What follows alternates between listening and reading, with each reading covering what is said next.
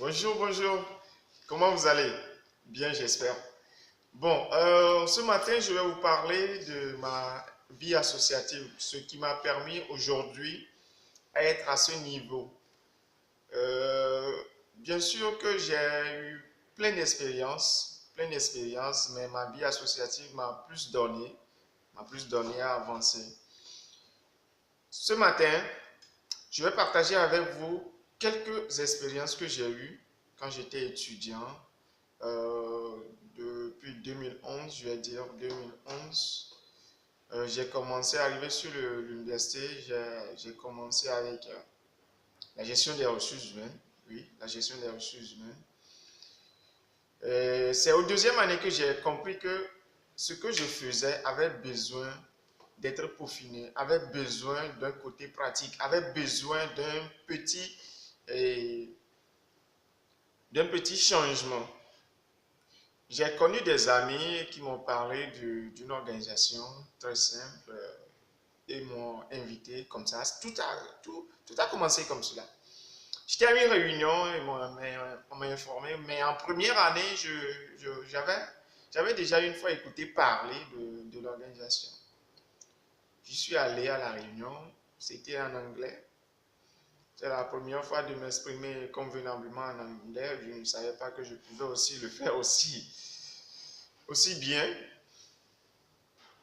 On a fait des discussions en anglais, des partages en anglais. L'organisation était sur l'université de Lomé. C'est une organisation internationale du nom de l'AESEC. Une fois là, je suis devenu membre, j'assistais à des réunions, je prenais des postes de responsabilité. C'est là que j'ai compris que tout ce que je faisais, ce n'était que de la pratique vécue que l'on a mis en théorie et que nos profs ne faisaient que nous donner le côté théorique des choses. Je pouvais gérer des membres, je pouvais former des gens, je pouvais suivre un projet du début jusqu'à la fin. Alors que j'avais cette potentialité cachée en moi depuis, que je n'exerçais pas. C'est à USEC que j'ai compris que, David, tu as des talents énormes en infographie. Tout a commencé comment? J'étais là à une séance, je voyais des amis professionnels en infographe, en graphisme, qui faisaient pondre des images, des affiches, des choses pas possibles. J'étais passionné. J'étais content de les voir à l'œuvre. J'ai demandé à quelques aînés de m'aider à faire comme eux. Ils ont dit d'aller chercher. C'était la réponse qui m'a motivé. Parce que, premièrement, j'avais vu en eux une certaine arrogance, mais pour moi, je le prenais comme si c'était un défi à relever. Le même jour, je suis parti chercher un PC d'un ami parce que je n'avais pas d'ordinateur. Je suis parti chercher un PC, j'ai commencé par travailler dessus. Je prenais le PC pour un temps donné. J'ai commencé par travailler dessus. En une semaine, je vous dis, en une semaine, j'ai fait un logo que aucun d'eux n'avait réalisé. Il n'avait que Dieu pour l'admirer. J'ai travaillé comme un fou. J'ai travaillé la nuit, je dormais très tard, je regardais des vidéos sur des vidéos pour m'améliorer. Aujourd'hui où j'en ai, je reçois des marchés, que ce soit sur le territoire togolais, que ce soit au niveau des amis qui connaissent ma potentialité dans le domaine. Et tout ça, c'est grâce à une phrase qu'un aîné m'a dit, va chercher. Parce que ce que je cherche, je vais trouver. Et il n'a pas cette capacité de me donner le nécessaire pour me faire avancer. Donc, la solution adéquate, c'est de me dire, David, va chercher. Tout ce que vous voulez se retrouve sur YouTube. Ce que vous voulez, c'est déjà sur YouTube. Ce que vous ne connaissez pas, c'est sur YouTube. Donc, ce que vous pouvez faire, c'est aller chercher. N'attendez pas ou bien ne vous limitez pas seulement aux données que vos profs vous donnent, aux données que vos formateurs vous donnent. Ça, c'est vous limiter vous-même dans vos compétences. allez au bout, cherchez, devenez des gens du jour au lendemain meilleurs parce que vous connaissez plus que vous faites mieux que. J'ai géré un projet à USEC pendant plus de 6 mois.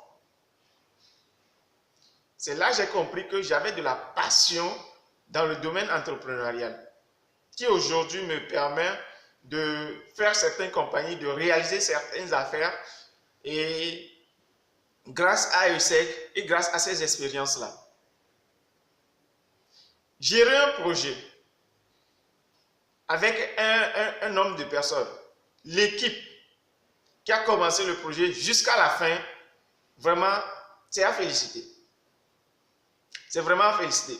Je n'en croyais pas à mes yeux que je pouvais gérer des stress, des colères, des crises, des conflits au sein de mon équipe jusqu'à la fin. Au début, on se disait que c'était de la pagaille, c'était juste de la comédie, c'était juste quelque chose qu'on se faisait entre jeunes. Mais on se formait en le faisant. Aujourd'hui, je peux vous assurer, ou bien je ne me vante pas, ou bien je ne vante aucune organisation, mais la meilleure pour une jeunesse voulant évoluer, c'est AESEC. C'est AESEC. Ensuite viendront les autres organisations, bien associations. Ma vie associative, mes compétences ont pris le début quand j'ai intégré AESEC. Aujourd'hui, j'en suis fier parce que j'ai été membre et que du jour au lendemain, je ne me mordrai pas les doigts parce que j'ai passé assez de temps là-bas, parce que j'ai donné un temps fou là-bas. Et j'en gagne beaucoup, énormément, énormément, je vous dis les amis, énormément. Quand les autres collègues, les autres amis étudiants restaient au cours, à suivre le cours pendant un bon moment, j'étais à USEC. J'étais à une réunion, j'étais à un partenariat, j'étais parti pour une formation. Et quand moi je reviens, je prends le cours, je lis, je comprenais tout en détail parce que je faisais déjà le côté pratique des choses.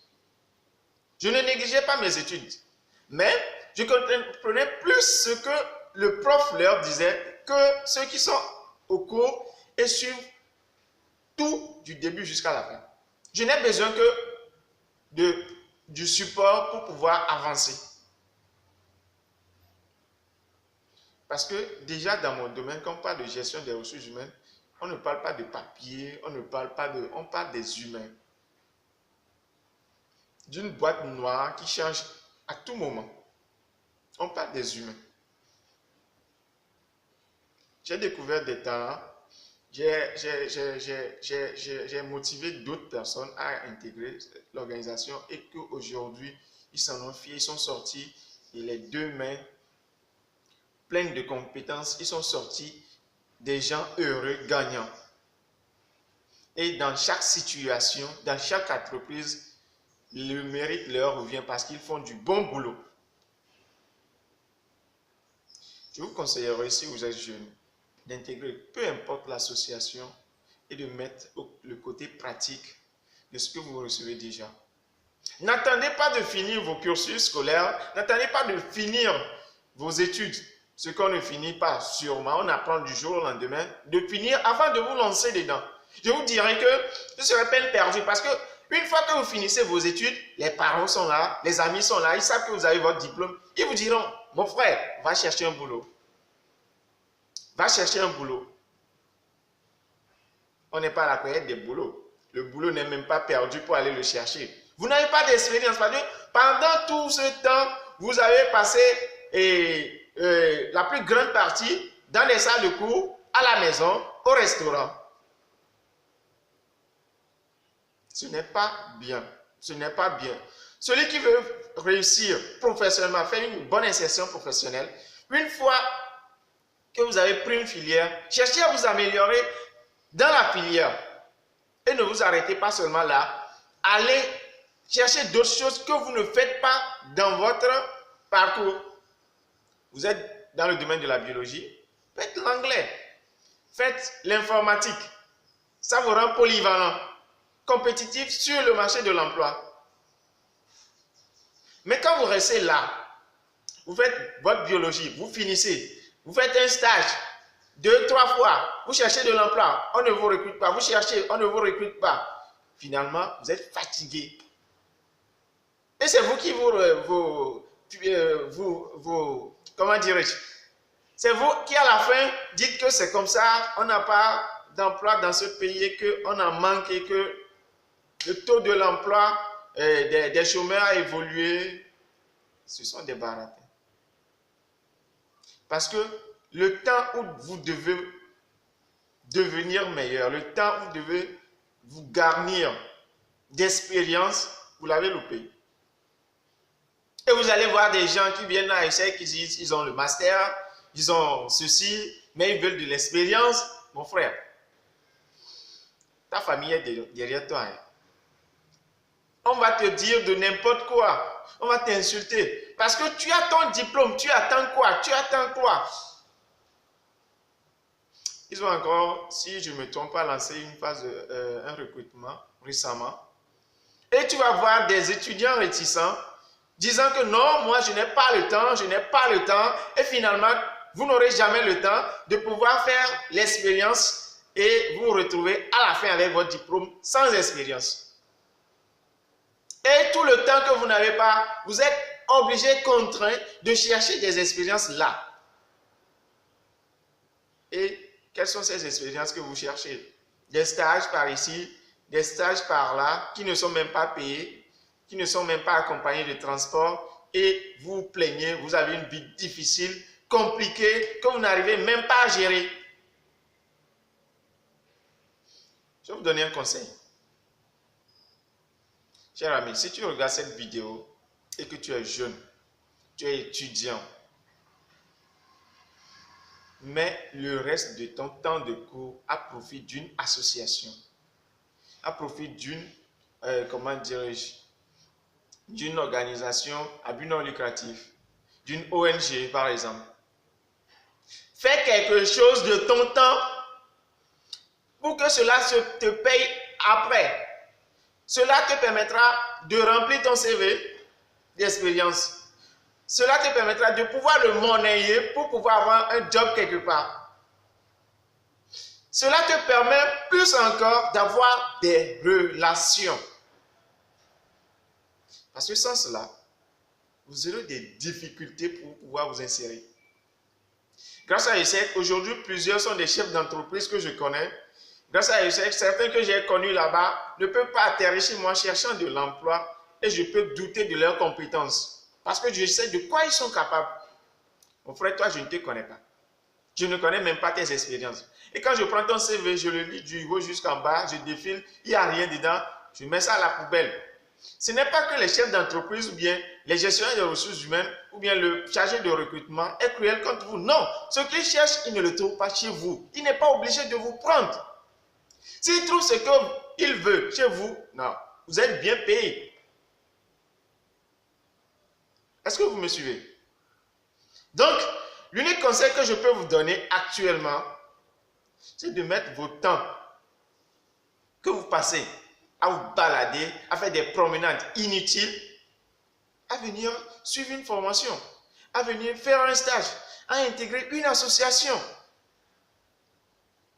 Mettre ce temps à profit, vous faire former encore plus dans d'autres domaines. Ce qui vous permet de vous évoluer, de compléter ce que vous avez déjà comme formation estudiantine. Ceux qui sont déjà engagés à plein pied sur cette voie, courage à vous, parce que c'est un chemin vraiment d'un battant, un chemin que si vous ne vous êtes pas décidé en quel terme? Prendre cette décision et ne jamais faillir, ne jamais rebrousser chemin. Vous n'êtes pas décidé à atteindre votre objectif personnel. Sur le plan professionnel, vous ne pouvez jamais y arriver. Parce que quoi? Vous serez sous pression et vous allez démissionner. Voyez tout d'abord l'objectif que vous avez fixé et mettez les moyens à profit. Je vous dirai que votre cursus scolaire, encore une fois, ne vous garantit pas l'emploi automatique. Ce n'est pas les jalonneurs que vous écrivez, peu importe les mots utilisés, peu importe le dictionnaire que vous avez utilisé pour pouvoir le rédiger, ne vous donne pas accès à l'emploi. Vous voulez de l'emploi, cherchez l'expérience, monnayez l'expérience pour qu'on puisse vous recruter. Les entreprises ont besoin de personnel. Le taux de chômage, peu importe comment les gens crient sur les toits que ça a monté, c'est à tel pourcent, ceux qui trouvent de l'emploi ne sont pas des sorciers. Ce ne sont pas des gens où le nom est déjà écrit quelque part que vous, il y a une garantie pour vous que à la fin de votre cursus, vous aurez l'emploi. Non, c'est des gens qui cherchent. Et quand ils vous détaillent leur parcours, vraiment, c'est des gens qui ont bossé dur. Faites le nécessaire quand vous avez déjà le temps pour vos études et un petit temps pour les associations. Faites le nécessaire. Faites le nécessaire et avancez rapidement. Il n'y a pas de temps pour vous amuser, pour faire les petites sorties. Vous aurez ce temps-là, une fois que vous aurez votre boulot, vous aurez, comment dirais-je, ce que vous désirez, vous aurez tout ça à votre disposition. Vous pouvez faire vos sorties, vous faire votre planning pour pouvoir évoluer dans ce sens-là. Mais actuellement, quand vous êtes jeune et vous voulez devenir plein de sourires, comme ça, comme moi, plein de sourires, content, parce que ce que vous faites, vous êtes content de le faire. Ce n'est pas sous contrainte que vous le faites. Mon frère, fais une association. C'est la pilule pour ton développement. Merci et puis abonnez-vous. Ciao, ciao pour la prochaine vidéo. Bye.